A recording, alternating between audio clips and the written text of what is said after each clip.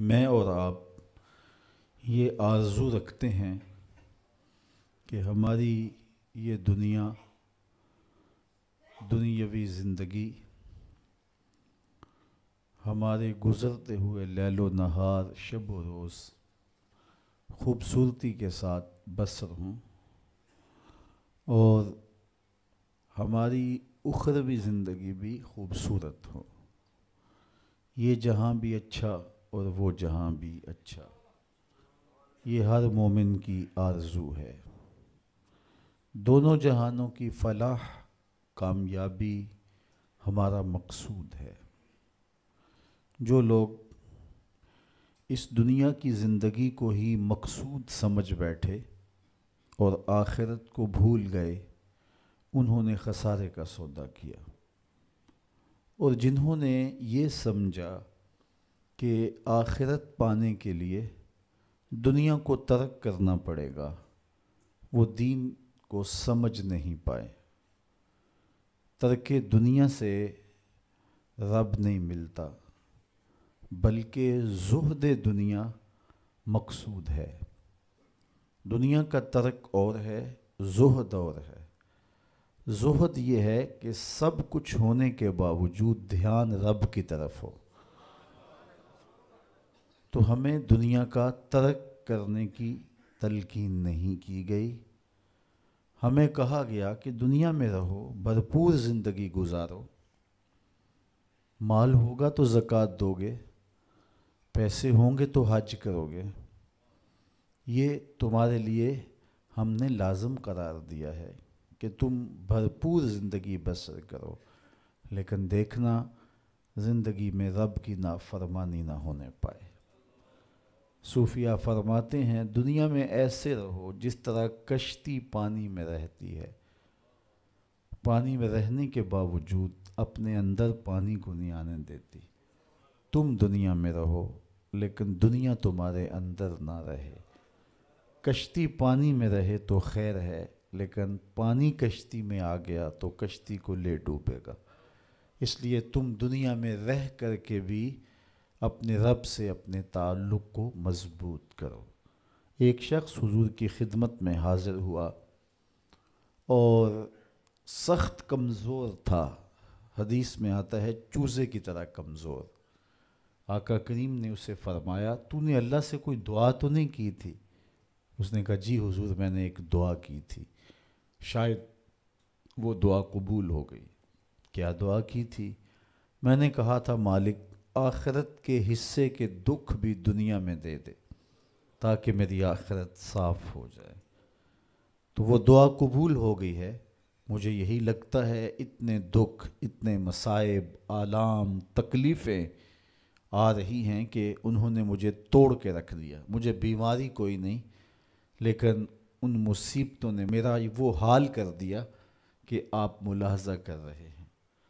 تو بظاہر بڑی خوبصورت بات تھی، لیکن میرے حضور نے اس کی اس بات کو پسند نہیں کیا اور اسے فرمایا کہ تو نے یہ کیوں کہا کہ آخرت کے حصے کے دکھ بھی دنیا پہ آ جائیں؟ تو نے یہ کیوں نہیں کہا ربنا آتنا فی الدنیا حسنۃ وفی الآخرۃ حسنہ؟ اے اللہ مجھے دنیا میں بھی بہتریاں دے دے، آخرت میں بھی بہتریاں دے دے۔ تو یہاں ذلیل ہونے کے لیے نہیں آئے، یہاں بھی عزتیں ملیں، آخرت میں بھی عزتیں ملیں۔ تو یہ اسلام کا مزاج نہیں ہے کہ رب کو پانے کے لیے دنیا کو ترک کرنا پڑے گا۔ بدھ نے کہا تھا خدا کا قرب پانے کے لیے عورت سے دور رہنا ہوگا۔ اگر آپ عورت سے متمتع ہوتے ہیں تو پھر رب کا قرب نہیں ملتا۔ یہ بدھ کا نظریہ ہے۔ میرے حضور نے کہا مجھے عائشہ کے بستر میں وحی آتی رہی ہے۔ تو ہمارا دین کوہ و غار کا دین نہیں ہے، رہبانیت نہیں ہے۔ اسلام ایک بھرپور زندگی گزارنے کا درس دیتا ہے۔ میں نے کل ہی عرض کیا تھا کہ جو لقمہ بیوی کے منہ میں لا کے رکھا جائے وہ بھی صدقہ لکھا جاتا ہے۔ تنہائی میں بیوی سے جو ملاطفت کی جائے، جو محبت کا اظہار کیا جائے، پیار بھری باتیں کی جائیں، اس کا بھی اجر و ثواب مرتب ہوتا ہے۔ تو یہ ہمارا دین ہے۔ بچوں میں خوش ہوں، بچوں کی اچھی تربیت میں مشغول رہنا نوافل سے بہتر ہے۔ تو یہ ہمارا دین بھرپور زندگی گزارنے کی تلقین دیتا ہے۔ تو ہمیں اس دنیا کی بہتری اور آخرت کی زندگی کی بہتری کے طالب رہنا چاہیے۔ اس دنیا کی بہتریاں بہت ساری ہیں، سب سے بڑی بہتری اس دنیا کی زندگی کی کیا ہے؟ دولت، شہرت، عزت، آبرو، کیا اس دنیا کی سب سے بڑی دولت ہے جو مل جائے تو اس پر بہت زیادہ شکر کرنا چاہیے؟ تو آئیے قرآن کھولیے، سورہ المومنون ہے، ارشاد فرمایا قد افلح المؤمنون، فلاح انہوں نے پائی جنہیں ایمان نصیب ہوا۔ تو اس کائنات میں سب سے بڑی نعمت جو حضرت انسان کو دی گئی ہے وہ دولت ایمان ہے۔ قیامت کے دن سب سے بڑی نعمت جو مومنین کو دی جائے گی وہ دیدار الہی ہوگا۔ تو جو آخرت میں دیدار الہی سے محروم ہو گیا اور دنیا میں ایمان سے محروم ہو گیا وہ حقیقی محروم ہے۔ ایک شخص چرخ میں اڑتا ہے، ہواؤں میں جھومتا ہے، جھولتا ہے، ہر دولت اس کو میسر ہے، عزت شہرت اس کی باندھی ہے، وقار تکریم اسے حاصل ہے، دنیا جانتی ہے، زمانہ سلوٹ کرتا ہے، جو چاہتا ہے وہ ہو جاتا ہے، ہر عیش و عشرت میسر ہے، لیکن اس کے سینے میں ایمان کا چراغاں نہیں، کوڈی مول نہیں ہے اس کا۔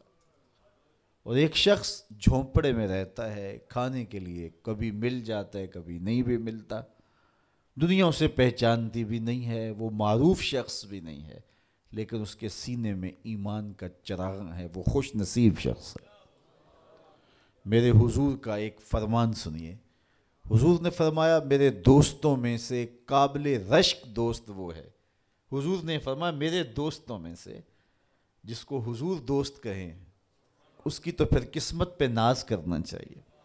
کہا میرے دوستوں میں سے جو قابل رشک دوست ہے وہ ہے جس کا سامان دنیا تھوڑا ہے، نمازیں زیادہ ہیں۔ جب وہ چلتا ہے تو اس کی طرف اشارہ بھی نہیں ہوتا، یہ فلاں صاحب جا رہے ہیں، کوئی ایسا معروف شخص نہیں، کوئی بہت عہدہ ساتھ نہیں لگا ہوا کہ جب چلے تو لوگ کہیں یہ فلاں جا رہے ہیں۔ اللہ اکبر۔ پھر میرے حضور نے فرمایا کہ ثم نقد بیدہ، حضور نے ہاتھ سے چٹکی بجائی، ثم نقد بیدہ، ہاتھ سے چٹکی بجائی، اور پھر فرمایا اس کو موت بھی ایسے ہی آئی، اس کو موت بھی ایسے ہی آئی۔ پھر فرمایا قلت بواکی ہے، اس کو رونے والے بھی تھوڑے ہی تھے، اس کو رونے والے بھی زیادہ نہیں تھے۔ قلت تراثہ، اس کی وراثت بھی بہت لمبی نہیں نکلی۔ فرمایا میرے دوستوں میں قابل رشک دوست دیکھنا ہے تو یہ اس کا جنازہ جا رہا۔ تو ہماری سب سے بڑی دولت ایمان کی دولت ہے، نمازوں کی دولت ہے، شرافت کی دولت ہے۔ یہ دولتیں ہمیں جمع کرنی چاہیے۔ سویر سے لے کر شام تک دونوں ہاتھوں سے ہم امیر بننے کی دوڑ میں لگے ہوئے ہیں، کوشش کر رہے ہیں دولت جمع ہو جائے، دونوں ہاتھوں سے اکٹھی کر رہے ہیں، امیر بن جائیں، دولت مند بن جائیں۔ خیال ہے کہ اگر دولت بہت ساری ہوگی تو سکون ملے گا، جب مل جاتی ہے دولت تو پھر سکون نہیں ملتا، کہتے ہیں کچھ اور حاصل ہو تو سکون ملے گا، ساری زندگی اس دوڑ میں گزر جاتی ہے۔ جس طرح دنیا کی دولت جمع کرنے کے لیے دوڑ لگاتے ہو، شرافتیں جمع کرنے کے لیے دوڑ لگاؤ، نجابتیں حاصل کرنے کے لیے دوڑ لگاؤ، سجدوں کی کثرت حاصل کرنے کے لیے دوڑ لگاؤ، صالح اعمال جمع کرنے کے لیے دوڑ لگاؤ۔ خوش نصیبی ہے، ہاں اپنے بچوں کے لیے کاروبار بھی کرو، رزق بھی کماؤ، دولت ضرورت کی تمہیں ہونی چاہیے تمہارے پاس، لیکن فرض کرو اگر نہیں بھی ہے تو اتنی بھی ٹینشن لینے کی ضرورت نہیں ہے، جو میسر ہے اس پہ راضی رہو۔ نہیں 4 کنال کا بنگلہ تو 1 کنال کا گھر جو ہے وہ بھی سکون دیتا ہے، کنال کا گھر بھی نہیں ہے تو 5 مرلے کا کٹیا بھی تو چھت تو اپنی ہے نا، سکون دیتا ہے. چلو ایسا بھی نہیں ہے تو 1.5-2 مرلے میں بھی رہتے ہو تو وہاں بھی تو قرار ہے. اور سنو حضور کا ایک فرمان سیدنا علی المرتضیٰ سے مروی ہے. میرے حضور نے فرمایا جو اللہ کے دیے گئے تھوڑے رزق پہ راضی ہو گیا اللہ قیامت کے دن اس کے تھوڑے عملوں پہ راضی ہو جائے گا کہ میرے بندے تو بندہ ہو کے راضی ہے میں تو پھر رب ہوں. تو یہ کتنا اچھا سودا ہے. اس پہ راضی ہو جانا دکھوں کو ختم ہی یہی چیز کرتی ہے. بندہ رب پہ راضی ہونا سیکھ لے تو جہاں بندہ ہوگا وہیں خوش ہوگا, اور راضی ہونا نہیں سیکھے گا تو کھرب پتی بھی ہوگا, نفس کی کمینگی ختم نہیں ہوگی. تو پھر اس پہ راضی رہنے کا فن سیکھنا چاہیے. اور یہ فن ملتا کہاں سے ہے؟ یہ فقیروں کی چوکھٹ سے ملتا ہے, اللہ والوں کی صحبت سے ملتا ہے. ان کی اپنی زندگی توکل کا نمونہ ہوتی ہے تو ان کے پاس بیٹھ کر کے بہت کچھ سیکھنے کو ملتا ہے کہ یہ بھی تو زندگی گزار رہے ہیں. حضور کی سیرت پڑھیں آپ کو یہ سب کچھ ملے گا. اللہ نے اپنے محبوب کو اختیار دیا, محبوب اگر چاہو تو یہ بطحا مکہ سونے اور چاندی کا بنا دیں. تو حضور کیا کہتے ہیں؟ ایک دن کھانا دینا, ایک دن فاقہ دینا. جس دن کھانا ملے گا تیرا شکر کروں گا, جس دن فاقہ ملے گا صبر کروں گا. تو اللہ کے حضور عجز, اللہ کے حضور رضا, یہ بہت بڑی دولت ہے. اگر نصیب ہو گئی تو سمجھو زندگی سوکھی ہو گئی, ورنہ ساری زندگی دھوڑی ختم نہیں ہوتی ہے, بھاگم بھاگ لگی رہتی ہے. اور ہر وقت جو ہے وہ مشکل جان نہیں چھوڑتی. لیکن جو اس پہ راضی رہنے کا فن سیکھ جاتا ہے تو وہی باکمال شخص ہوتا ہے, اور اسے ہی طمانیت کی زندگی ملتی ہے, اور اسے ہی قرار کا سودا نصیب ہوتا ہے. شاہ جہاں راوی کے کنارے ٹہل رہا تھا تو اس نے دیکھا کہ وہاں ایک فقیر ریت پہ سویا ہے. تو اس نے اس کو کہا کہ بابا زندگی کیسی گزر رہی ہے؟ اس نے دیکھا اور مسکراتے ہوئے کہا کچھ تو تیرے جیسی گزر رہی ہے, کچھ تیرے سے بہتر بھی گزر رہی ہے. تو بادشاہ کو بڑی حیرت ہوئی, اس نے سمجھا یہ مجھے پہچانا نہیں. فقیر کو کیا پتہ ہے شہنشاہ کیا ہوتے ہیں. اس نے کہا تم مجھے پہچانا نہیں؟ کہا تم شاہ جہاں ہو نا, بر صغیر کے بادشاہ ہی ہو نا؟ کہا ہاں ہاں. تو پھر تم نے کیسے کہہ دیا کہ کچھ تیرے جیسی کچھ تیرے سے بہتر؟ میرے جیسی زندگی کا تصور نہیں ہو سکتا, اور تم بہتر کی بات کر رہے ہو. محلات کی زندگی دیکھی ہے تم نے؟ شاہی خدمت گزاروں کے رنگ دیکھے ہیں؟ آبنوسی جو ہے وہ پنکھیوں پر خادماؤں کے انداز دیکھے ہیں؟ تمہیں کیا پتا کہ شاہی زندگی کیسے ہوتی ہے؟ کہا بادشاہ جب رات پڑتی ہے اور تو مخملی اور خوبصورت بستروں پہ سوتا ہے, پھولوں کی لگی ہوئی سیج پہ لیٹتا ہے, میں اس ریت پہ سو جاتا ہوں, اور جب نیند آ جاتی ہے تمہیں بھی خبر نہیں ہوتی کہاں پڑا ہوں, خبر مجھے بھی نہیں ہوتی. اس وقت میری اور تمہاری زندگی ایک جیسی گزر رہی ہوتی ہے. تو کہا میرے سے بہتر؟ کہا جب سحری کا وقت ہوتا ہے تم سو رہے ہوتے ہو, میں اٹھ کے اس سے لو لگا دیتا ہوں, یہ میرا وقت تیرے سے بہتر گزر رہا ہوتا ہے. تو جب انسان اس پہ راضی ہو جائے تو پھر اس کو زندگی گزارنے کا مزہ آتا ہے. بات لمبی نہ ہو تو سب سے قیمتی اثاثہ جو ہمیں دیا گیا ہے وہ ایمان ہے. اللہ تعالیٰ کا شکر ہے ہم بڑے غریب ہوں گے, ہم میں سے بہت سارے لوگ مقروض بھی ہوں گے, بہت سارے لوگ ایسے ہوں گے جن کا ذاتی گھر نہیں ہوگا, کرائے پہ رہتے ہوں گے, بہت سارے لوگوں کے کندھوں پر بیٹیوں کی شادیوں کا بوجھ بھی پڑا ہوگا کہ اتنی بڑی ذمہ داریاں ہیں میں نے ان کو نبھانا ہے. بہت سارے لوگ کاروباری پیچیدگیوں میں پھنسے ہوں گے, بہت سارے لوگ بیماریوں میں مبتلا ہوں گے, آپ میں سے بہت سارے لوگ مقدمات کی مشکلات میں بھی ہوں گے, دیگر دکھوں میں ہوں گے, اپنوں بیگانوں کی بے وفائیوں کے صدمے بھی ہوں گے, داغ بھی ہوں گے, بہت کچھ ہوگا. لیکن یہ ساری پریشانیاں ایک طرف, اس بات کا شکر ادا کیجئے اللہ نے ہمیں ایمان کا نور عطا فرمایا. ہمارے سینے ایمان کے نور سے خالی نہیں ہیں. میرے والد گرامی اللہ ان کی قبر پہ کروڑوں رحمتوں کا نزول کرے. ایک شعر جھوم کے پڑھا کرتے تھے, محمد جان جانا ہے پیغمبر ہو تو ایسا ہو, رسولوں کی بشارت سے مبشر ہو تو ایسا ہو, امر توقیر کا سب کو موکر ہو تو ایسا ہو، کیا ہم کو غلام ان کا مقدر ہو تو ایسا ہو۔ تو یہ ہمارے بخت کہ ہمیں حضور کا غلام ہونے کی سعادت بخشی گئی۔ قد افلح المؤمنون، فلاح انہوں نے پائی جو اہل ایمان ہیں۔ الذین هم فی صلاتہم خاشعون، یہ وہ خوش نصیب لوگ ہیں جو نماز میں خشوع کرتے ہیں، گڑ گڑاتے ہیں، اللہ کے حضور عاجزی کرتے ہیں، ان کی آنکھیں آنسوؤں کا خراج دیتی ہیں، عجز کرتے ہیں اس کے حضور۔ یہ سعادت مندی ہے، نماز میں خشوع نصیب ہو جانا۔ میرے حضور نے ارشاد فرمایا، جب حضرت جبریل حضور کے پاس آئے اور حضور کی خدمت میں ادب سے بیٹھ گئے تو انہوں نے کچھ سوال پوچھے، تو ان سوالوں میں سے ایک سوال یہ تھا کہ حضور مجھے احسان کے بارے میں خبر دیجئے۔ تو آقا کریم نے ارشاد فرمایا کہ تو اپنے رب کی عبادت اس طرح کرے کہ تو اسے دیکھتا ہے، اور اگر یہ کیفیت پیدا نہیں ہوتی تو کم از کم یہ کیفیت پیدا ہو کہ وہ تمہیں دیکھ رہا ہے۔ تو جب یہ تصور ہوتا ہے کہ وہ ہمیں دیکھ رہا ہے تو پھر حرکات و سکانات مرتب ہو جاتی ہیں۔ ہم جاتے ہیں نا کسی جگہ پہ تو وہ کہتے ہیں جناب آپ لائیو جا رہے ہیں، تو پھر کپڑے سوار کے بیٹھ جاتے ہیں، اعضاء کا جو ہے وہ نظم قائم رکھتے ہیں کہ اتنے لوگ دیکھ رہے ہیں تو ہم اپنی حرکات و سکانات کو مرتب رکھیں، منظم رکھیں۔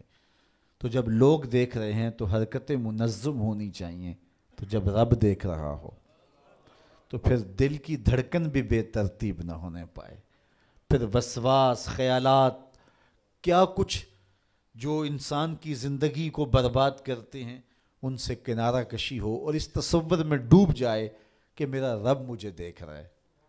یار کسی کی ماں اس کو پیار سے دیکھ رہی ہو تو پھر وہ نشہ نہیں اترتا، باپ دیکھ رہا ہو پیار سے تو وہ اپنا رنگ ہوتا ہے، استاد شفقت سے دیکھ رہا ہو، مرشد دیکھ رہا ہو کسی کو تو پھر وہ نشہ نہیں جاتا، تو کیا تصور میں بندہ ڈوب جائے کہ میرا رب مجھے دیکھ رہا ہے۔ تو جب رب شفقت سے، محبت سے بندے کو دیکھ رہا ہے تو پھر اس کی نماز میں کیوں لذت پیدا نہیں ہوگی، کیوں سرور پیدا نہیں ہوگا، کیوں کیفیات کا جہاں آباد نہیں ہوگا۔ تو فرمایا کہ وہ پھر خشوع کرتے ہیں، گڑ گڑاتے ہیں، روتے ہیں، عجز و انکساری کرتے ہیں۔ ان کی نمازیں پھر کس انہماک کے ساتھ، کس محبت کے ساتھ، کس پیار کے ساتھ ادا ہوتی ہیں، ان کے سجدوں کی کیفیت کیا ہوتی ہے۔ ایک روایت میں آتا ہے بندے کو پتہ چل جائے سجدے میں جو اس پر رحمتیں اترتی ہیں تو وہ سجدے سے سر ہی نہ اٹھائے، اتنی رحمتیں اس کے اوپر نازل ہو رہی ہوتی ہیں۔ تو وہ اپنی نمازوں میں خشوع کرتے ہیں، للہیت کے ساتھ، خلوص کے ساتھ، عجز و انکساری کے ساتھ، گڑ گڑاتے ہوئے، روتے ہوئے۔ اللہ اکبر۔ حضور علیہ السلام جب نماز پڑھتے تھے تو ایسے لگتا تھا جس طرح حضور کے سینے میں ہنڈیا پک رہی ہے۔ اس طرح حضور علیہ السلام کا جو سینہ اطہر خوف خدا سے، خشیت الہی سے جو ہے وہ اس طرح حضور کے سینے کی کیفیت تھی، ہنڈیا کے ابلنے کی جس طرح آواز ہوتی ہے۔ اللہ اکبر۔ والذین هم عن اللغو معرضون، اور ان خوش نصیب لوگوں کی کہانی یہ ہے کہ بیہودہ بات کی طرف التفات نہیں کرتے، ان کی زندگی مقصدیت کے نور سے مالا مال ہوتی ہے۔ یہ بات کی، ادھر کی اڑا دی، چائے والے کھوکھے پہ بیٹھے 3 گھنٹے گزار دیے، حمام پہ بیٹھے 2 گھنٹے گزار دیے، فضولیات پہ بحث کرتے رہے۔ ان کی زندگی اتنی فضول ہوتی ہے کہ وہ بیہودہ کاموں پہ وقت لگا دیں۔ وقت تو سب سے قیمتی اثاثہ ہے، قیمتی اثاثہ، سب سے قیمتی کمائی۔ انسان یوں تو نہیں اڑاتا، تو سب سے قیمتی اثاثہ جو ہمیں دیا گیا وہ وقت۔ امام شافعی فرماتے ہیں میں نے فقیروں سے 2 باتیں ایسی سیکھی ہیں جنہوں نے مجھے بڑا نفع دیا ہے۔ چونکہ جو اہل اللہ کی باتیں ہوتی ہیں وہ باتوں کی امام ہوتی ہیں، چونکہ ان کے مشاہدات کا نچوڑ ہوتا ہے۔ حضرت امام احمد بن حنبل حضرت بشر حافی کے پیچھے دوڑتے تھے تو کسی نے ان کو کہا کہ آپ اتنے بڑے عالم ہیں تو اس فقیر سے کیا تلاش کرتے ہیں؟ تو امام احمد بن حنبل فرمانے لگے کہ احمد بن حنبل جس رب کو مانتا ہے بشر حافی اس رب کو جانتا بھی ہے۔ تو ان سے بڑی باتیں ملتی ہیں ہمیں۔ تو کہا فقیروں کی دو باتوں نے مجھے بڑا ہی فائدہ دیا، ان میں سے ایک بات یہ، الوقت سیف قاطع، وقت کاٹ دینے والی تلوار ہے، اگر وقت کو تم نہیں کاٹو گے تو وقت تمہیں کاٹ دے گا۔ کہا اس بات نے مجھے بڑا نفع دیا اور میرا وقت بچایا، ورنہ ہمارا کتنا وقت برباد ہو جاتا ہے۔ کس نے کتنے سکور کیے جی، کس نے کتنے جو ہے وہ آؤٹ کیے، اور کون کس میچ میں کتنے جو ہے اس نے سکور بنائے، اس پہ میں نے دیکھا 2-2 گھنٹے لوگ بات کر لیتے ہیں۔ اتنا وقت لوگوں کے پاس ہوتا ہے؟ مقصد کیا ہے اس کا، مدعا کیا ہے؟ ٹیلی ویژن پہ ٹاک شوز چل رہے ہوتے ہیں ایسے موضوعات پہ، تو حیرت ہوتی ہے کہ اتنا قیمتی وقت، اور ہم بحیثیت قوم کھڑے کہاں ہیں اس وقت دنیا میں، اور ہمارے پاس اتنا زائد وقت ہے کہ ہم کن امور پہ بحث کر رہے ہیں۔ کوئی بندہ باہر سے آیا نا تو اس نے دیکھا کہ پھاٹک بند ہے اور لوگ سائیکل سر پہ اٹھا کے اور موٹر سائیکل بھی جو ہے وہ کسی طرح سے گھسیٹ کے جو ہے وہ ریلوے لائن عبور کر رہے ہیں، تو وہ بڑا متاثر ہوا کہ اتنی ذمہ دار قوم ہے کہ جو گاڑی کے آنے کا انتظار بھی نہیں کرتی، اور ان کو اپنے مقصد پر جانے کے لیے، کام پر جانے کے لیے اس قدر ان کو جلدی ہے کہ یہ سائیکل بھی سر پہ اٹھا کے سڑک عبور کر رہے ہیں۔ تو خیر جب پھاٹک کھلا تو وہ گیا تو دیکھا آگے بندریا کا تماشا لگا تھا، 600 آدمی وہاں کھڑا تھا۔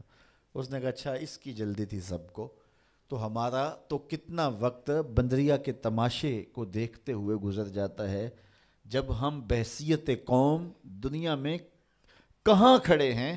تو ہمیں تو اپنے ایک ایک لمحے کی قدر کرنی چاہیے، کاروباری لوگوں کو بھی آگے بڑھنا چاہیے، علماء کو بھی اپنے وقت کی قدر کرنی چاہیے، عوام کو بھی کرنی چاہیے۔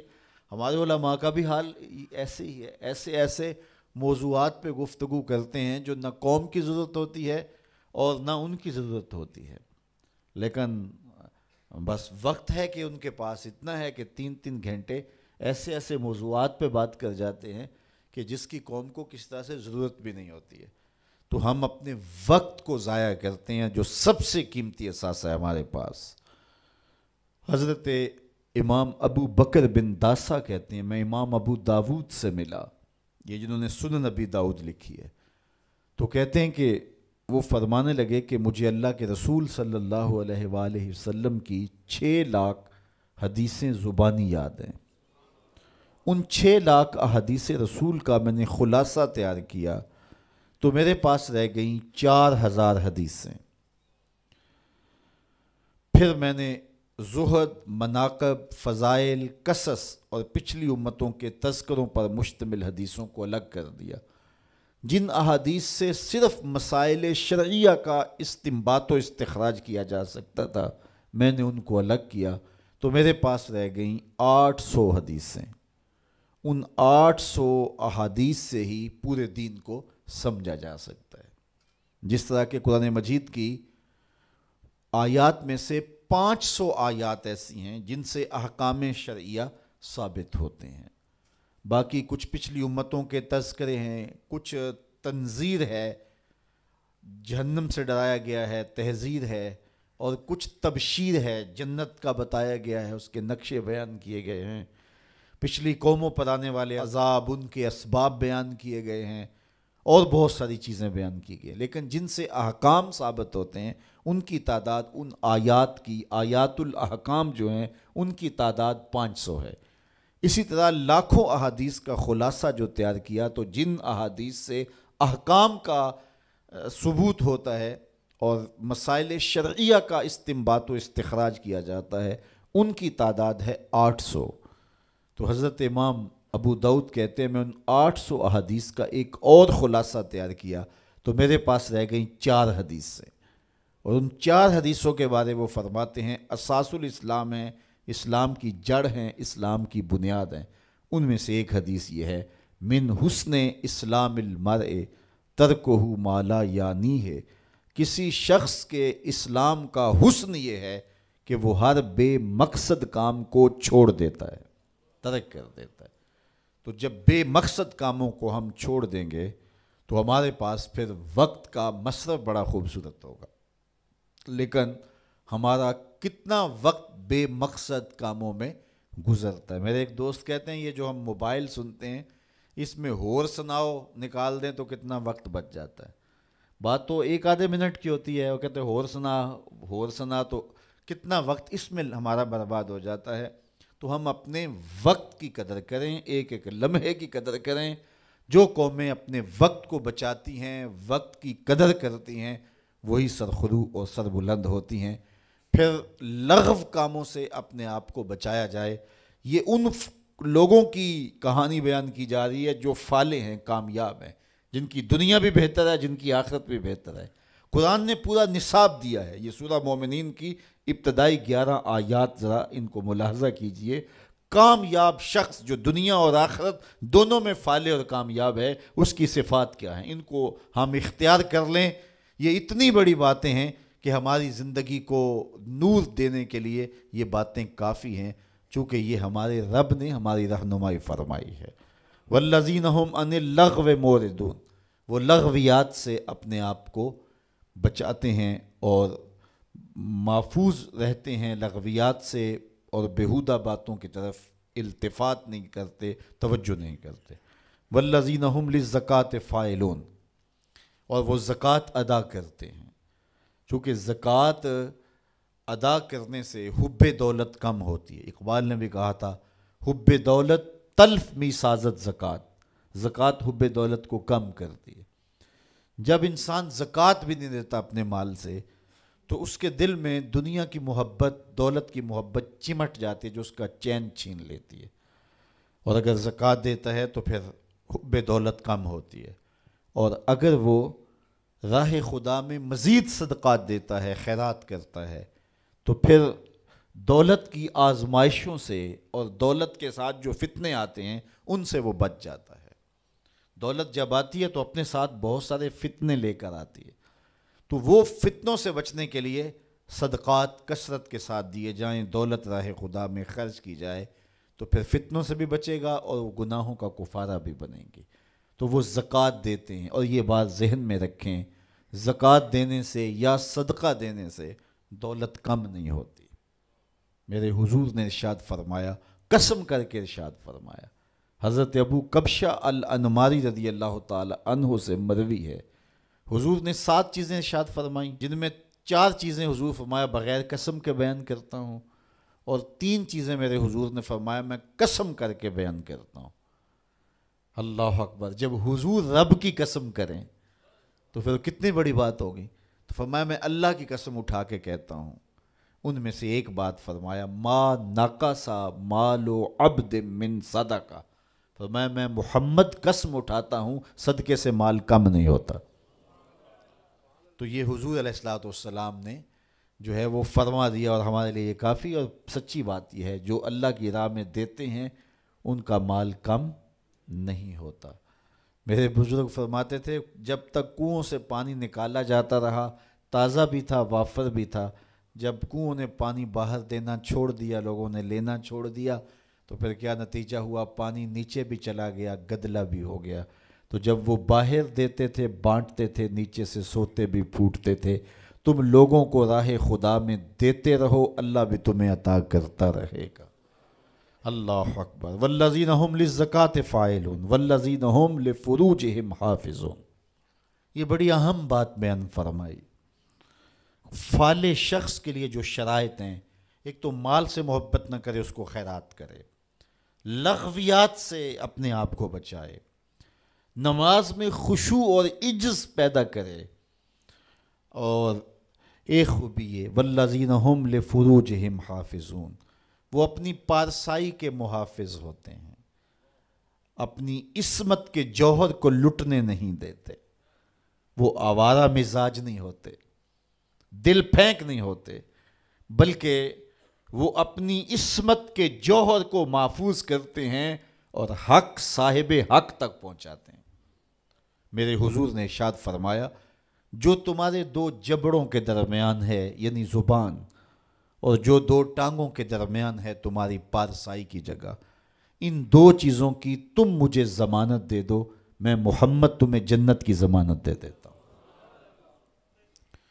دور موجود میں بے حیائی پورے عروج پہ ہے، ہمارا میڈیا اس کو پروموٹ کر رہا ہے، سوشل میڈیا نے قیامت ڈھا دی، اور ماں باپ کی گرفت اولاد پر کمزور ہو گئی، ماحول اتنا حیا سوز ہو گیا کہ اپنے دامن اور اپنی عصمت کو محفوظ رکھنا اتنا آسان کام نہیں رہا، لیکن اس کے باوجود فالح بننے کے لیے یہ کام کرنا ہی پڑے گا، ورنہ فالحین میں نام نہیں آئے گا، کہ اپنی عصمت کے جوہر کو محفوظ رکھا جائے، حالات کے تیور کوئی بھی ہوں، حسن بجلیاں گرا رہا ہو، خواہشات دیوانی ہوں اور آرزوئیں مچل رہی ہوں، لیکن اپنی آبرو کا پہرا دے کہ میرا رب میری ہر ادا دیکھ رہا ہے، اور یہ یقین جب انسان کی روح میں اترتا ہے تو پھر حالات کا تیور کچھ بھی کیوں نہ ہو، انسان اپنی آبرو محفوظ رکھتا ہے۔ کیا آپ دیکھتے نہیں ہیں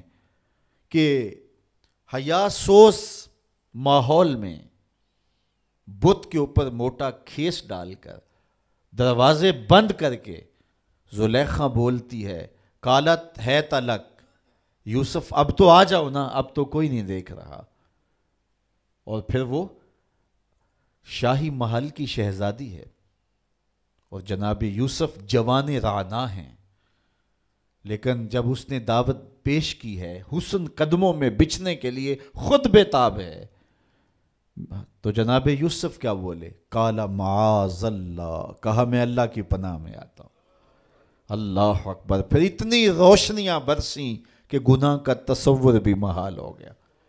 یکا یک حضرت یوسف کے دل میں خیال آیا، اور آپ نے زلیخا سے وہ بات بھی کی، کہا کہ تو اس بت سے حیا کرتی ہے جس کی بے نور آنکھیں دیکھتی نہیں، تیرا یہ جھوٹا معبود ہے، تو اس سے بھی حیا کرتی ہے جس کی بے نور آنکھیں دیکھتی بھی نہیں، میں اس سے حیا نہ کروں جو ساتویں کوٹڑی میں بھی دیکھ رہا ہے۔ پھر حضرت یوسف کا یقین اتنا مضبوط ہوا، اتنا روشن ہوا کہ دروازے سامنے مکفل ہوئے تھے، لیکن اس سے اپنی جان چھڑا کر حضرت یوسف بھاگتے ہیں۔ دروازے کو تالا لگا ہوا ہے، لیکن جب یوسف تیقن کے ساتھ، یقین کے ساتھ دروازے کے قریب جاتے ہیں، زنجیر ٹوٹ کے گر جاتی ہے اور دروازہ کھل جاتا ہے۔ پھر دوسرا، تیسرا، حتیٰ کہ 7 دروازے کھل جاتے ہیں، اور حضرت یوسف کی عصمت پہ دھبا نہیں آنے پاتا۔ حالات کا رخ کوئی بھی ہو، لیکن جب عزم مصمم ہو کہ میں اپنی آبرو اور اپنی عزت اور اپنی ناموس کو رسوا نہیں کروں گا، تو اللہ پھر مدد کرتا ہے، وہ بند دریچوں کے اندر بھی بندوں کے لیے راستے پیدا کر دیتا ہے۔ الا علی ازواجہم او ما ملکت ایمانہم فانہم غیر ملومین، ہاں مگر ان کی جو بیویاں ہیں اور شرعی باندیاں ہیں، ان پر انہیں کوئی ملامت نہیں ہے۔ فمن ابتغى وراء ذلك فاولئک هم العادون، تو جو ان دو کے سوا کچھ اور چاہے وہی حد سے بڑھنے والے ہیں۔ والذین هم لاماناتہم وعہدہم راعون، اپنی عصمت کے جوہر کو بھی محفوظ کر لیا، آبرو کا بھی پہرا دے دیا، نمازوں میں بھی خشوع ہے، لغویات سے بھی بچا، زکوٰۃ بھی دیتا ہے، پاکیزگی عفت کا بھی لحاظ رکھتا ہے، لیکن وعدہ کرتا ہے تو پورا نہیں کرتا۔ کہا نہیں، فالح نہیں ہوگا۔ فلاح کی منزل تک پہنچنے کے لیے عہد کو پورا کرنا پڑے گا، امانتیں تمہارے گھر میں رکھی ہیں تو ان کو ادا کرنا پڑے گا، خیانت نہیں کرنی، امانات کو ادا کرنا ہے اور عہود کو پورا کرنا ہے۔ اللہ اکبر! والذین هم علی صلواتہم یحافظون، اور وہ جو اپنی نمازوں کی نگہبانی کرتے ہیں۔ نماز کا ذکر دوسری مرتبہ آ گیا، اس سے سمجھ میں آیا کہ نماز کتنی اہم ہے۔ ان 11 آیات کے اندر جو ہماری فلاح کا پورا نصاب ہے، نماز کا ذکر 2 دفعہ آیا۔ پہلے آیا نمازوں میں خشوع کرتے ہیں، اور دوسری بار ارشاد فرمایا نمازوں کی حفاظت کرتے ہیں۔ اگر کسی کو خشوع نصیب نہیں بھی ہو سکتا، وہ کیفیت کہ وہ رب کو دیکھے، یا وہ کیفیت اس کیفیت میں ڈوب جائے کہ وہ مجھے دیکھ رہا ہے، لیکن اس کے باوجود بھی نماز ترک نہ کرے، پھر بھی نماز کی محافظت کرے۔ محدث کچھوچوی علیہ رحمہ کا واقعہ بیان کیا کرتا ہوں، ان سے ایک مرید نے کہا حضرت نماز پڑھتا ہوں لطف نہیں آتا، تو آپ نے فرمایا اس کے باوجود پڑھتے تو ہو نا؟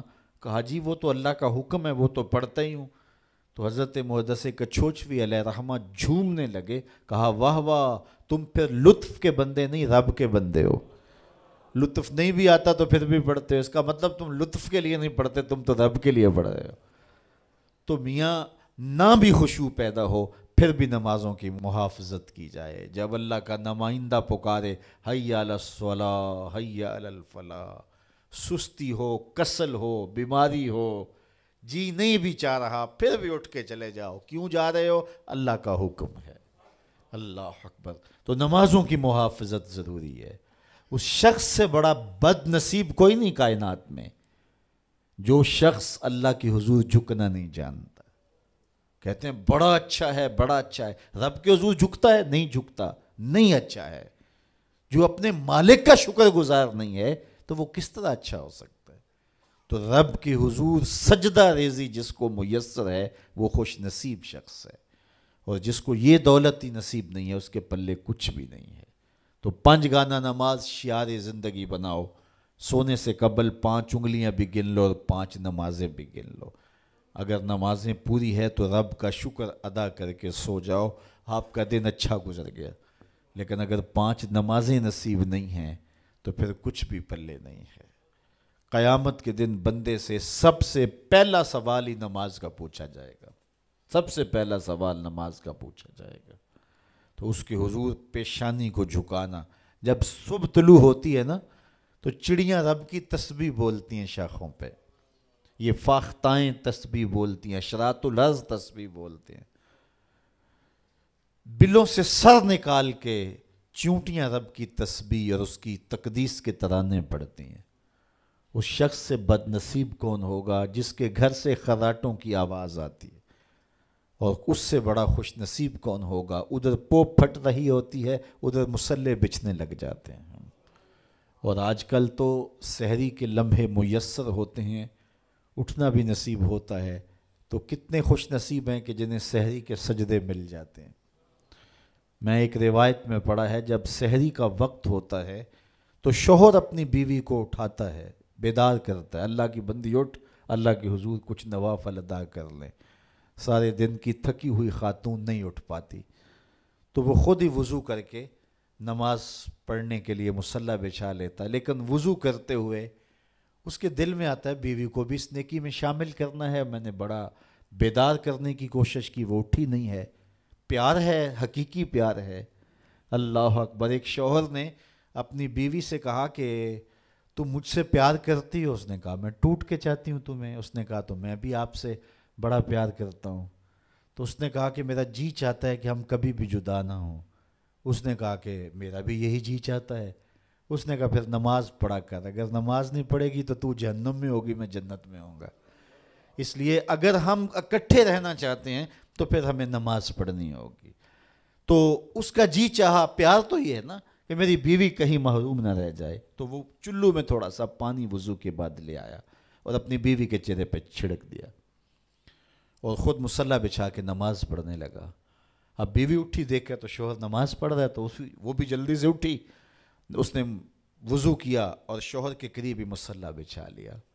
ذرا تصور تو کرو ان لمحوں کا کہ سحری ہے، کوئی دیکھنے والا نہیں ہے، ایک طرف شوہر کا مصلی بچھا ہے، ایک طرف بیوی کا مصلی بچھا ہے، کبھی وہ سجدے میں ہے، کبھی وہ قیام میں ہے، کبھی وہ رکوع میں ہے، کبھی وہ قومے میں ہے، کبھی وہ جلسے میں ہے، کبھی وہ اللہ کے حضور جھکی ہوئی ہے۔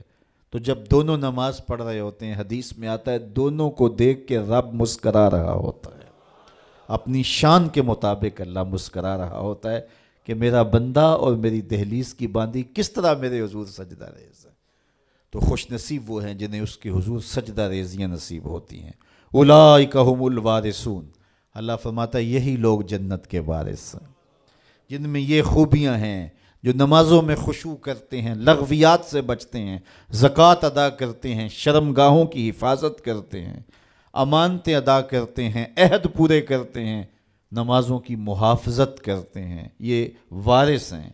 کس چیز کے وارث؟ الذین یرثون الفردوس، یہ جنت الفردوس کے وارث ہیں۔ ہم فیہا خالدون، وہاں جا کر کے نکالے نہیں جائیں گے، ہمیشہ رہیں گے۔ چونکہ جو جنت میں ایک بار چلا گیا پھر چلا گیا۔ کہتے ہیں جنت میں جا کے جنتیوں کو ایک ہی خدشہ ہوگا، کہیں موت نہ آ جائے۔ اتنی نعمتیں پانے کے بعد پھر آرزو ہوگی کہ جئیں، کھٹکا ہوگا کہیں موت نہ آ جائے۔ اور جہنمیوں کو جہنم میں جا کے ایک ہی امید ہوگی، کہیں موت آ جائے تو جان چھوٹ جائے۔ پھر اللہ مینڈے کی شکل میں حشر کے میدان میں موت کو لائے گا۔ جنتی جنت سے، جہنمی جہنم سے دیکھ رہے ہوں گے، پھر موت کو ذبح کر دیا جائے گا۔ روایت میں آتا ہے اگر خوشی سے مرا جاتا تو جنتی خوشی سے مر جاتے، لیکن چونکہ موت کو موت آ گئی ہے اس لیے موت نہیں ہے۔ اور اگر دکھ سے مرا جاتا تو جہنمی صدمے سے مر جاتے، لیکن موت کو موت آ چکی ہے۔ تو جنت میں جائیں گے پھر رہیں گے بھی ہمیشہ۔ کیا میں اور آپ یہ چاہیں گے کہ قرآن نے جس فالح شخص، بامراد شخص کا تصور دیا ہے، ہم وہ فلاح پانے والے شخص بن جائیں؟ یقیناً یہ میری بھی آرزو ہوگی اور یہ آپ سب کی آرزو ہوگی۔ تو آئیے سورہ مومنون 18ویں پارے کی پہلی 11 آیات کو ضرور پڑھیے، روز پڑھیے۔ یہ ہوم ورک کے طور پہ 2-3 مرتبہ روزانہ اس کو ضرور پڑھیے گا۔ اور جو میں نے آپ کے سامنے اس کی مختصر توضیح اور تشریح رکھی ہے، اس کو ذہن نشین کرنے کی کوشش کیجیے گا۔